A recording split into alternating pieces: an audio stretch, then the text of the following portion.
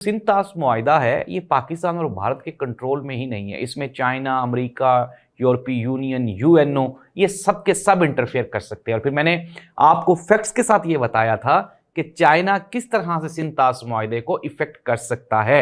और अगर भारत ने इसी तरह से अपनी ये रविश जारी रखी और सिंध ताश मुआहिदा को मुअत्तल रखा, तो फिर उसके बाद पाकिस्तान शिमला मुआहिदा मुअत्तल करके मकबूजा कश्मीर पे हमला भी कर सकता है। ये वो कॉन्सिक्वेंसेस हैं जो भारत को फेस करने पड़ सकते हैं। पाकिस्तान की आर्मी की जानिब से मुतअद्दिद मरतबा ये ऐलान किया गया है कि पाकिस्तान का पानी अगर बंद किया गया तो इसको पाकिस्तान के ऊपर, पाकिस्तान की सालमियत के ऊपर हमला तस्वुर किया जाएगा और हम पानी की आखिरी बूंद तक के लिए लड़ेंगे। दूसरी जानिब मोदी ये कह रहा है कि पाकिस्तान पानी की बूंद बूंद को तरसेगा। ये नहीं हो सकता कि आप हमारा खून भी बहाएं और आप हमारा पानी भी पिएं, इसलिए हम आपका पानी बंद कर देंगे। नाज़रीन, ये जो पानी का मामला है, आपको याद होगा जो करबला की जो तहरीक है वो सबके सामने है, सबको पता है कि किस तरह से पानी बंद किया गया।